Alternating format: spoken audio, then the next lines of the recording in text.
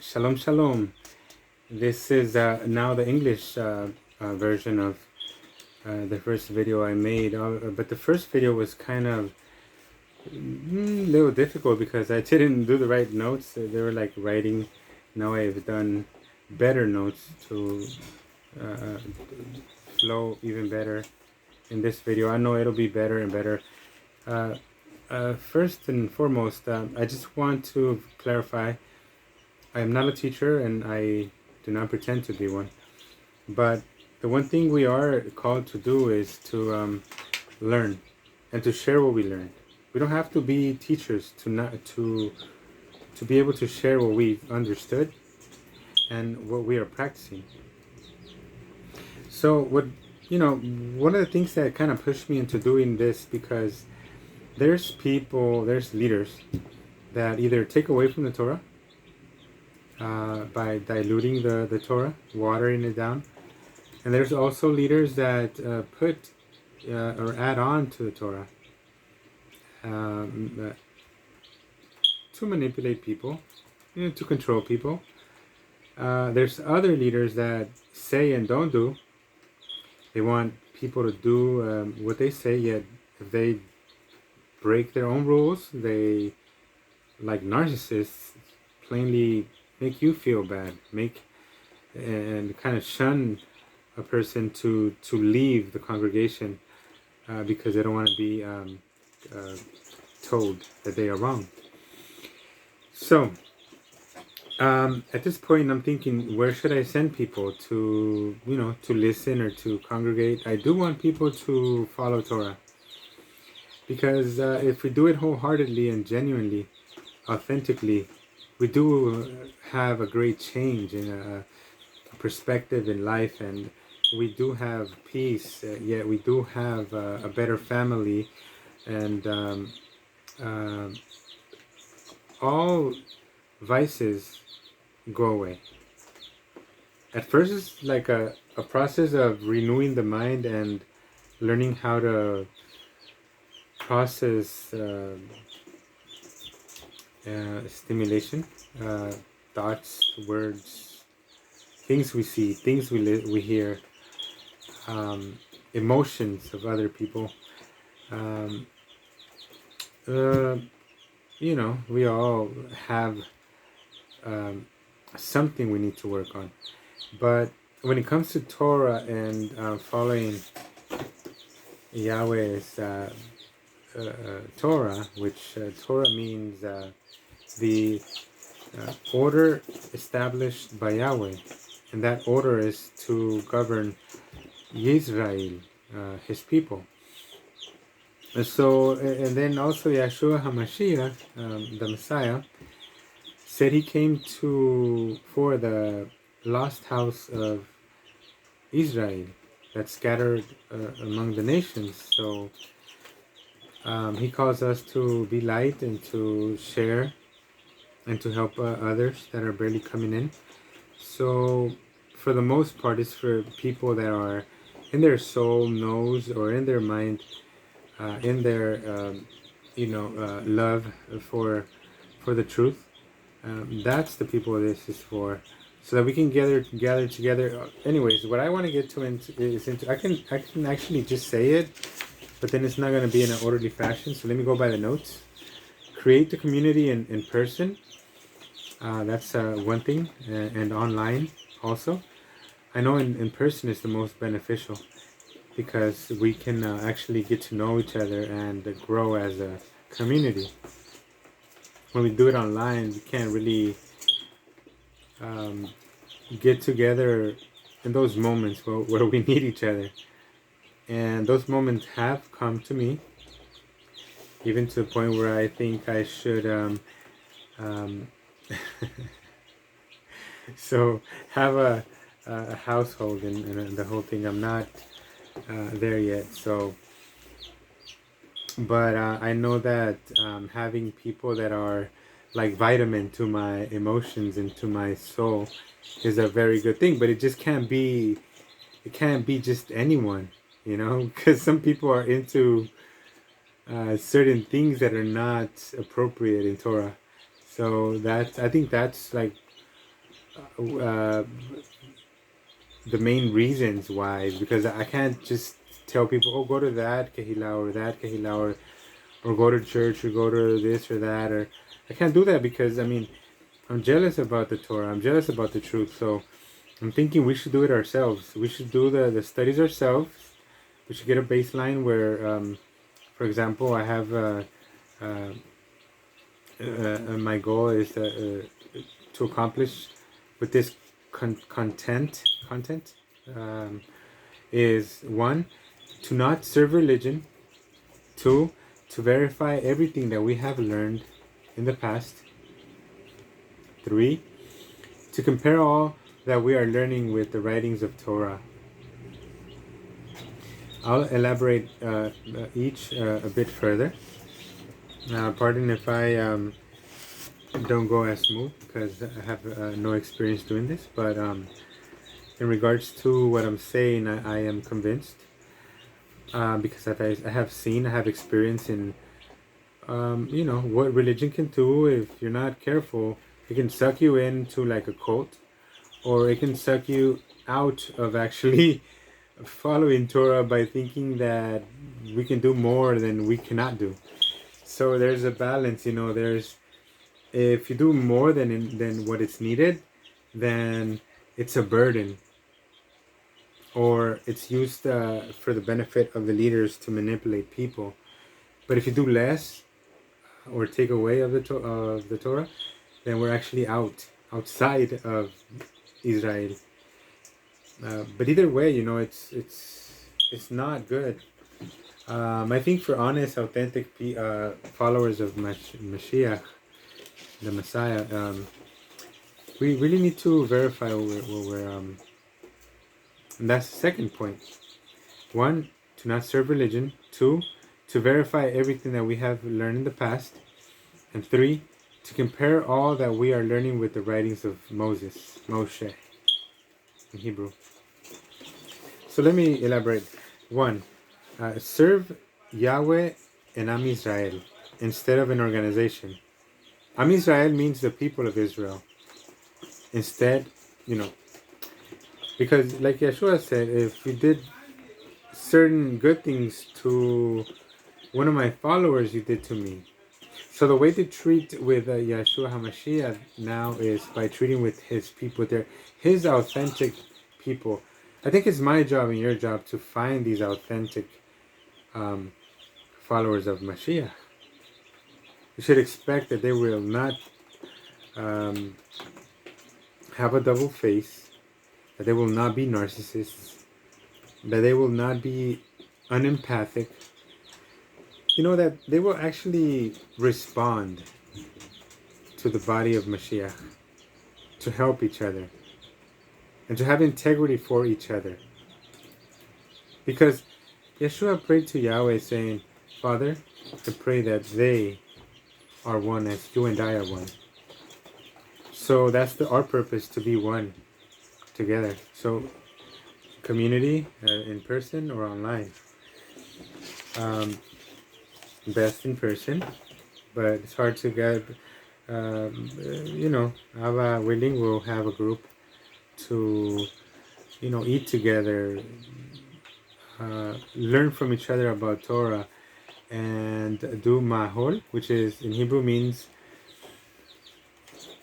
a dance in a Hebrew kosher way, in a set apart way, you know, in a kadosh way, manner. Not like the people dance in the world, you know, that's a different story. Anyways, but also my Hebrew is not the best, so I don't mean to say that I know Hebrew, right? I don't know Hebrew. The one thing is that we gotta change certain words that were used inappropriately. They give it a different meaning in another language. So those we gotta clean up. Those we do have to clean up, because those are evil words. I'll be showing you those words later in other videos. So, whatever is not Torah of the prophets are traditions of men that water down Torah. Don't waste time with men with man-made commandments. Focus on what's important in Torah.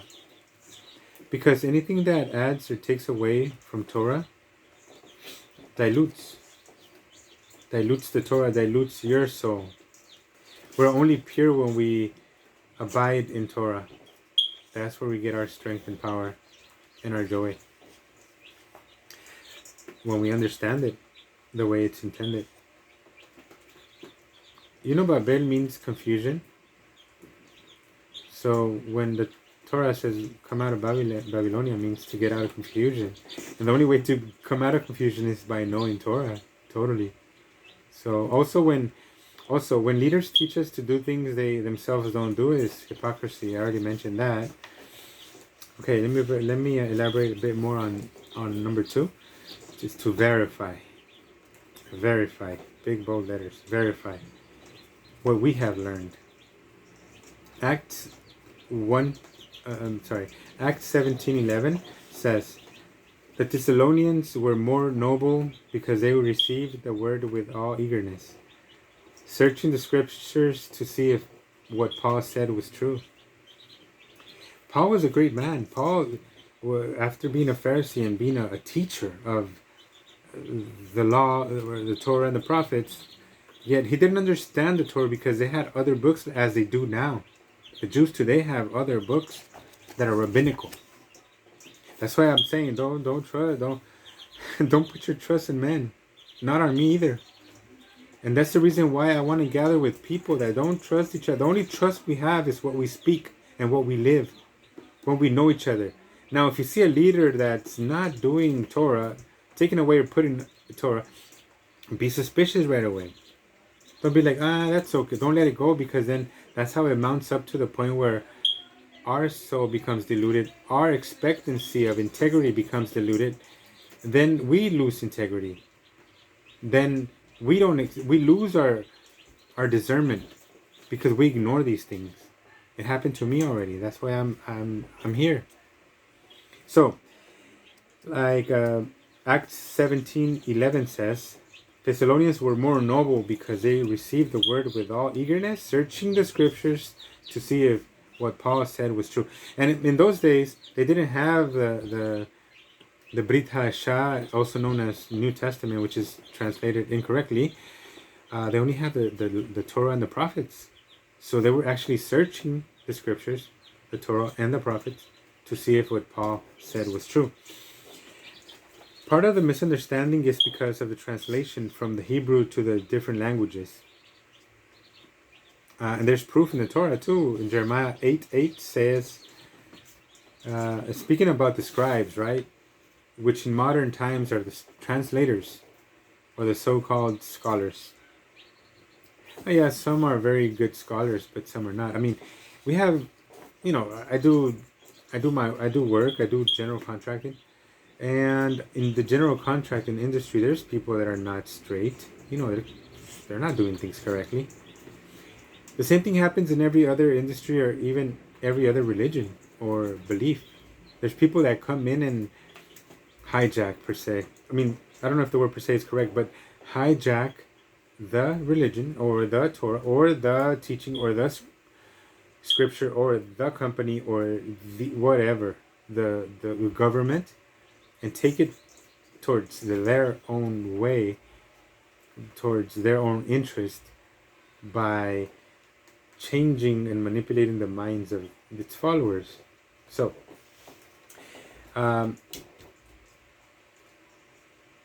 so not all scholars are bad, but we must check.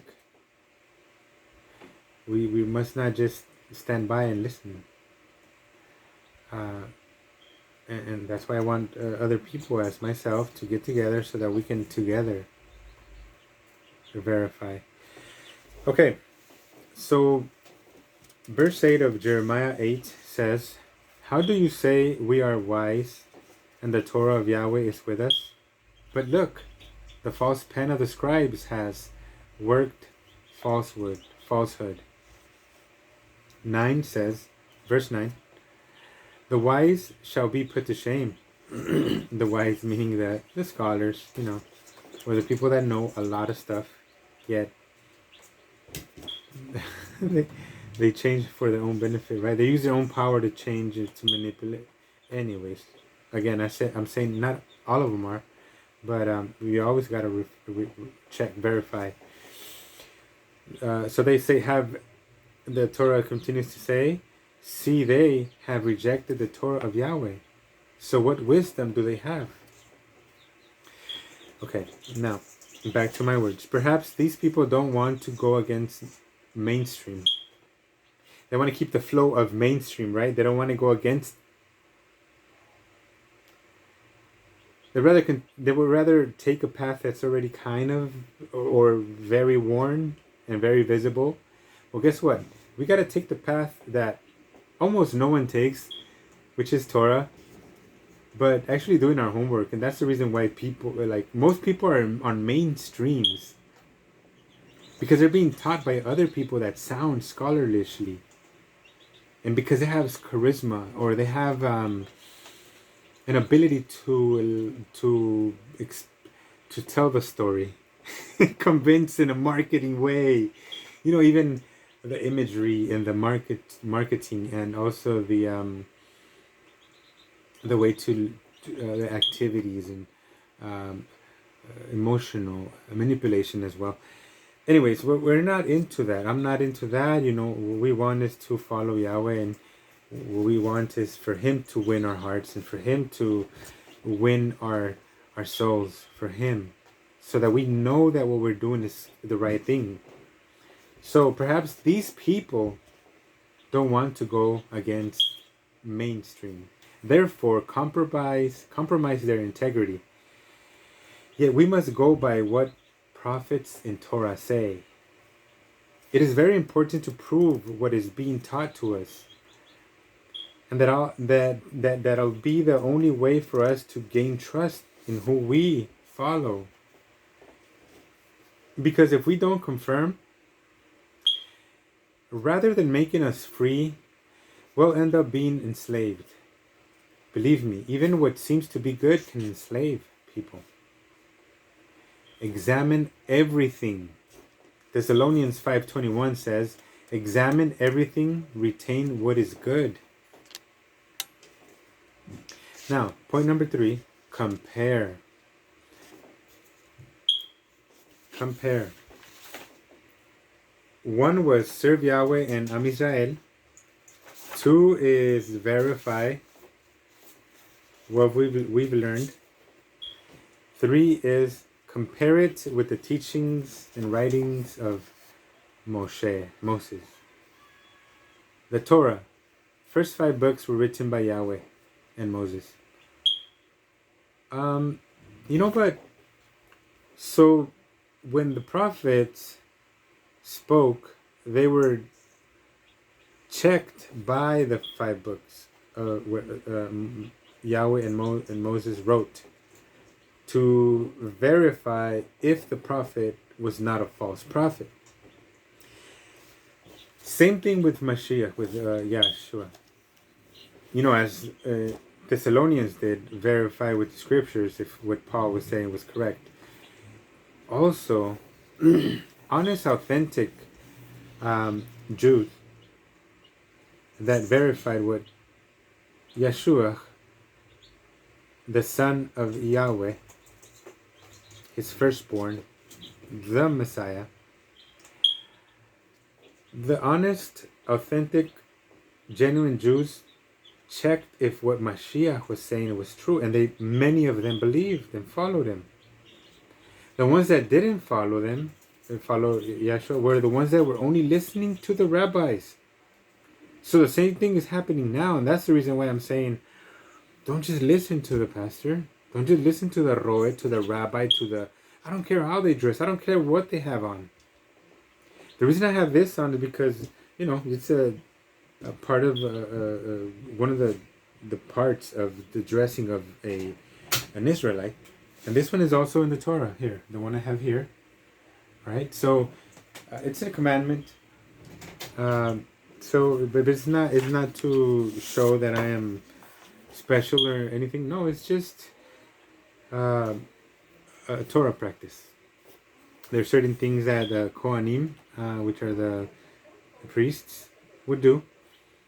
And because now we're learning to be kings and priests, we are practicing what priests practice. So this is one of them here. And then the tzitzit's for everyone, for all Israelites.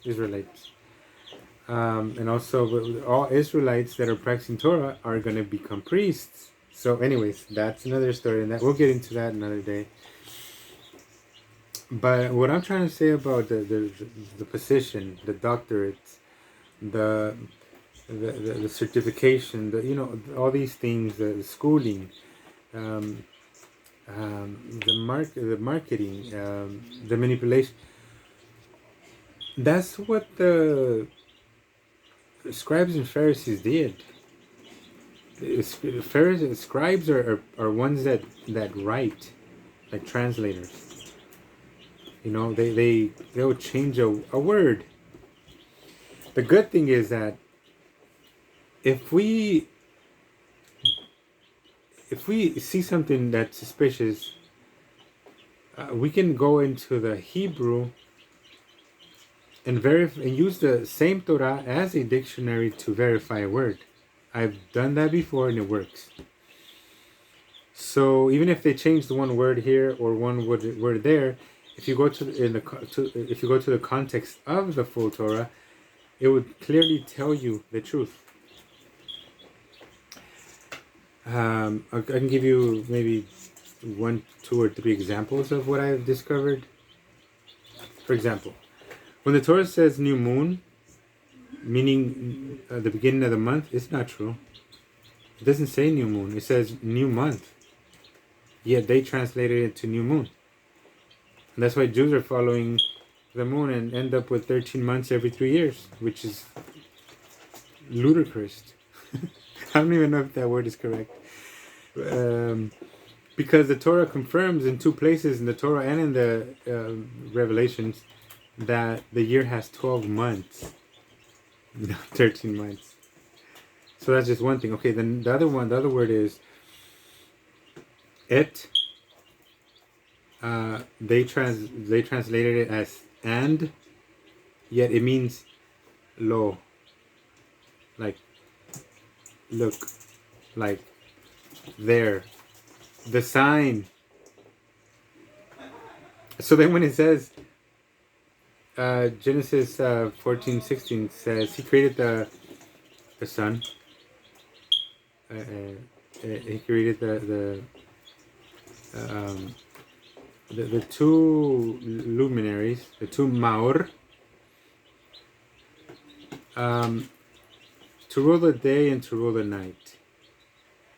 And where it says et, they added and the stars, as to separate the stars from the 2 luminaries. Yet et should read like this, that Genesis 14:16 says, so he created the luminary to rule the day, and the luminary to rule the night. Et lo, look, the stars.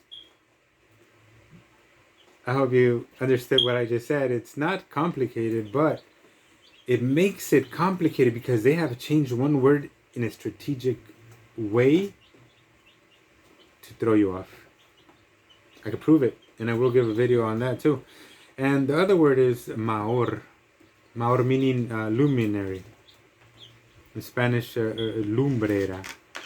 The reason I'm saying in Spanish also is because, anyways, I looked it up in the Torah, and everywhere in Torah mentions maor, which is luminary, to rule the day and night. When it refers to the celestial bodies, it's talking about light through fire. Yet that fire is being burned by the elements. And when it's talking about the menorah, it was lit by oil. Therefore, it was burning oil to give out light. So when they say that the moon is part of this mix, is untrue, because the moon is not a burning light. It's very simple, yet people are so convinced that, and they don't want to change it, yet they don't do the studies. And I'm going to go through those studies one at a time so that people can understand it. If they're open, if they're authentic Israelis, they're going to understand. And if they're not authentic, they're going to continue following commandments of men. And those scribes. But anyways, I'm not upset. You know, they could do whatever they want.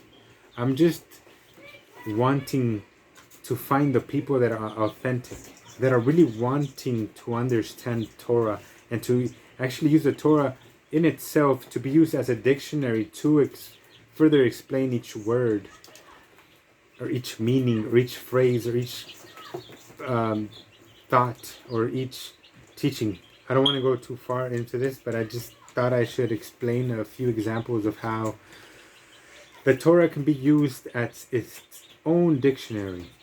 We have tools these days that can show us where that word appears in the Torah. And there's also a law of the first mention, and usually the first mention is within the first 5 books. You know, we could talk more about that in another moment. Not only that, we can. I would like to connect via Zoom or in person, and hopefully it will happen. It's all up to Abba, him willing, and so that we can touch these subjects and interact. Anyways, so number 3 is the Torah. First 5 books were written by Yahweh and Moses. I believe that Moses knew the history written by Joseph that ruled over Egypt before Israel became enslaved for 400 years. If you don't know this story, I should talk about it later, also in another video. But then again, you can always shoot me a question of what you want to know about, and then I can do a video on it, because it does require some study and some cross-referencing, and also checking in and putting notes and dates and names and graphs to demonstrate. So anyways, but Moses, I believe that Moses knew the history written by Joseph. Joseph ruled Egypt before Israel became enslaved for 400 years. Joseph learned it from his father Jacob. Jacob learned it from Abraham. Because, you know, Moses wrote since Adam all the way to himself. Where did he know that information from? Obviously, Yahweh confirmed it to him, but I believe he already knew it through writings passed down. So Jacob learned it from Abraham. Abraham learned it from Shem. I don't know if you guys heard of Shem. Shem. Melchizedek. So Abraham gave tithes to Melchizedek, king of Salem, right? Shem lived up to be like 900 and something years, and he lived before the flood. So then he had a connection with Methuselah, the man that lived most years in history. Well, at least in the scriptures, it's mentioned that he lived 969 years old. And Methuselah learned it from Adam. Obviously, there were more involved in between these generations, because I'm just skipping like who connected to who, but in between they had kids, and there was even more people involved. But what I'm trying to do is just say, how many people did it have to jump from that seen each other alive to get to Moshe? It was just like, I mean, to Abraham, it's just like 3 people.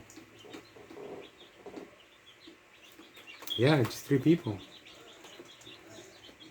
And they lived for hundreds of years, so either they wrote it down or they memorized it. Imagine you and I living for that long. I've been in Torah for 3 years, and my brain has improved dramatically. Man, my brain was off. You know, I was drinking alcohol and doing a lot of that, and just doing a lot of other stuff. And so my brain, But in 3 years, my brain has improved so much. These people had mastered their brains. They were not doing evil. They were doing only good. They were only doing Torah. They had a magnificent minds and brains. To have been able to take care of their bodies for so many hundreds of years as well. They were so wise of people. They were not getting into little wars for no reason. Like people these days, psychopaths just want to become someone through violence. Anyways, I just want to point out how, because they lived so many hundreds of years, the Torah passed from one generation to another, from Adam to Moses, then written down so that Am Israel could be ruled by it. So, I believe the reason why it was written down is because it was going to be in the millions. So remember, the word Torah means, it means the established order, the order established by Yahweh. That's what Torah means, literally. The order established by Yahweh. Because that was being passed down from Adam all the way down to Moses. Moses wrote it down because now there are millions of children of the select, set apart lineage that obeyed the Father Yahweh. They needed Torah, covenant / constitution, as they were going to be governed by Yahweh in the land given to them by Yahweh. They were going to walk across the desert into Canaan, and then they were going to name, the reason why he gave them the land is another story in itself, and it's justified. He is the creator. Man, there's so much to talk about. Yahweh, he's great. And I just don't want to take up all the time, talking about so many different things, but that's going to be something else too. The level in which Yahweh is in does not compare.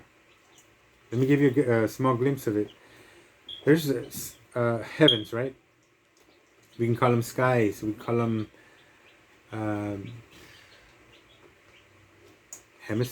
spheres or something. I don't know. Okay, so we have this one. We live in this one.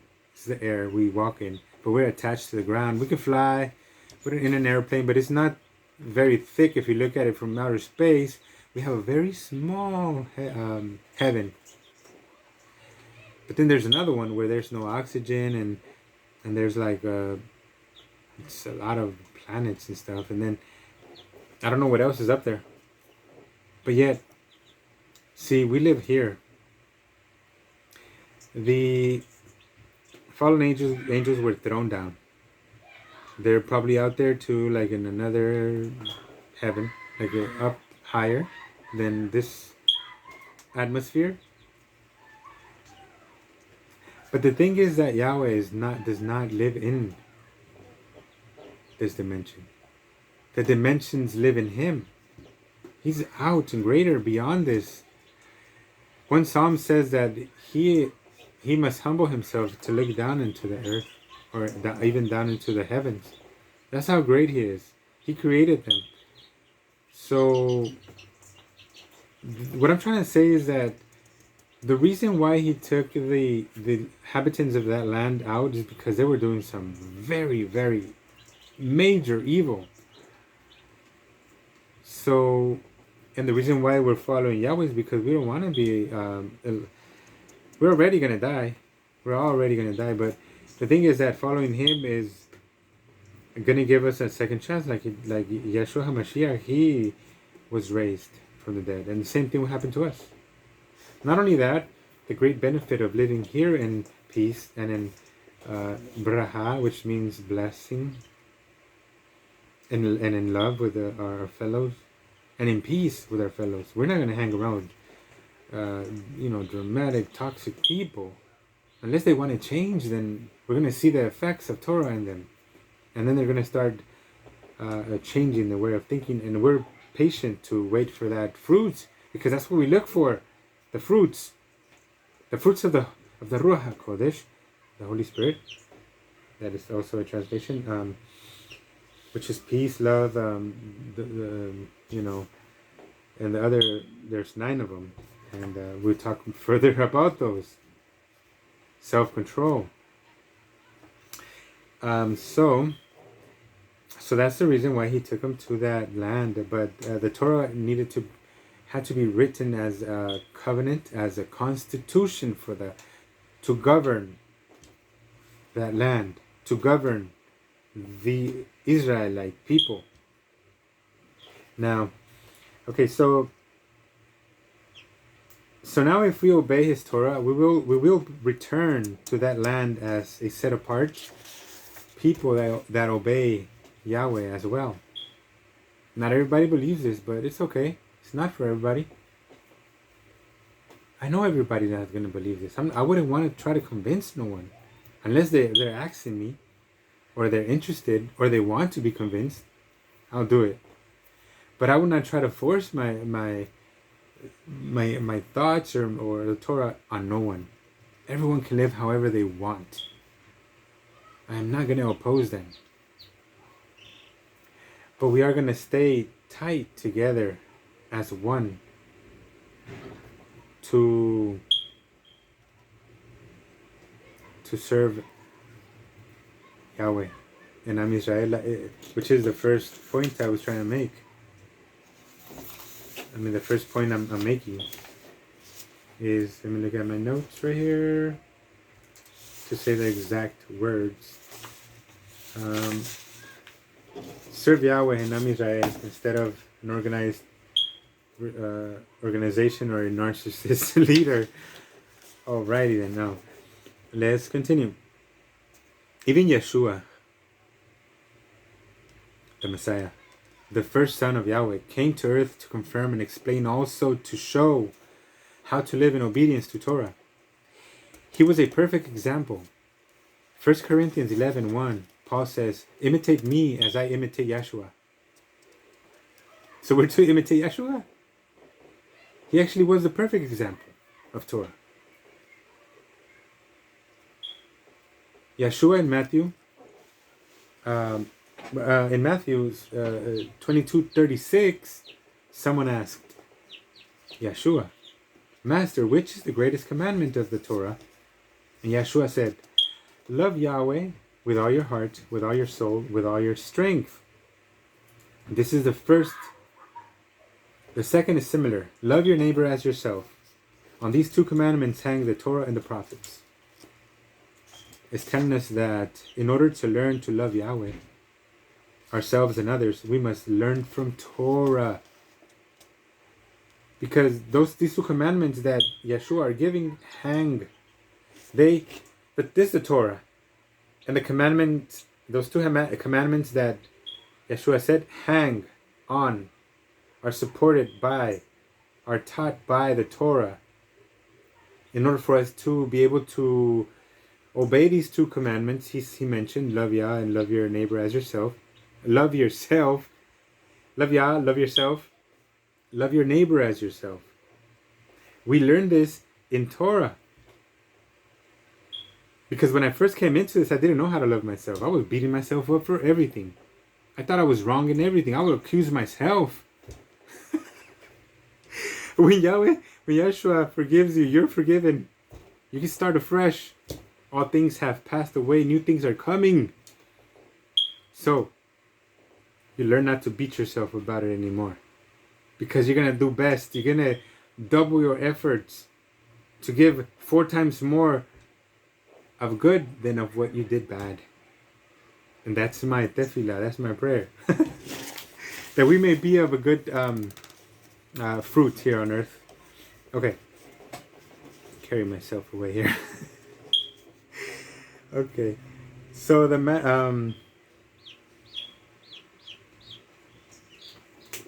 okay. We must learn from Torah. Matthew 17:20. Matthew 17:20. Yeshua said, "Don't think I've come to take away the Torah and the prophets. Rather, I have come to fulfill, to complete. I say to you, even the sky and the earth pass away.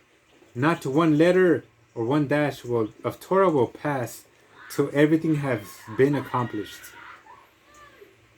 I jump one verse. If your justice is not better than of the scribes and the Pharisees, you will not enter the kingdom of Yahweh. What scribes / translators and the Pharisees / religious people did was change, take away, or add to the Torah. They control the people with a manipulated Torah. They hijack Torah and its followers for their own benefit. Let me put an example. People get on a plane, they're going to go to a destination. Let's say from Los Angeles to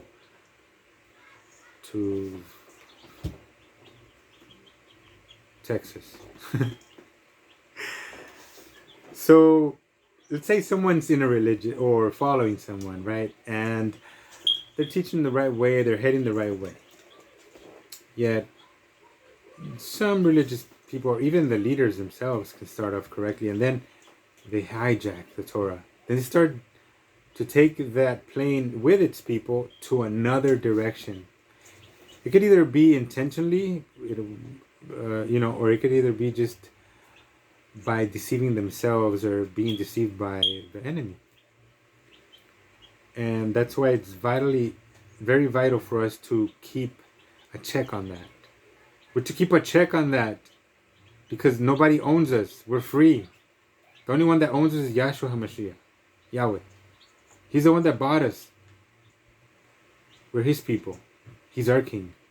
So, John 8:31 says, if you remain in my Torah, and then this is Yeshua saying this. If we believe in Mashiach, we should believe in these words. Believe it. But you will find the truth. This is the only way to get away from confusion. By knowing the truth. By hanging around with authentic people. That is the only way. John 8:31 says, if you remain in my Torah, you will truly be my followers. And you will know the truth. And the truth will set you free. Okay, let's kind of paraphrase it. If you remain in Torah, in other words, when a plant remains in the ground, when the plant remains in the sun, when the plant remains watered, that's what it means. The water is the Torah. We must consume it in bits. We should make time for this. It doesn't have to be a ton of time, but it just have to be a little bit of time. And Shabbat is special for this. It takes more. We could take more time in Shabbat to do this because we don't work on Shabbat. So the water in a plant is Torah. The ground is the people we're around with. I'm just making it up as I go, but it makes sense and it relates, and it could actually even be as so. And the sun is the Ruach. It's Yahweh, giving us the understanding, giving us the wanting to do these things, giving us the power to do them. An evidence that we are Yisrael, Yahweh's people, is that we get to love that casts away fear. Therefore, we shouldn't be having all that anxiety and depression. It should be diminishing to the point where it's very small, or it lasts a very small time. Because these are also things that can pass, but they don't remain.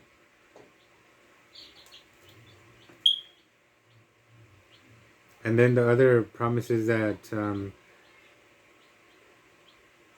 we will have the emunah, which means belief. We will have the practice that defeats the world. The world's not going to take us with it to practice what they practice.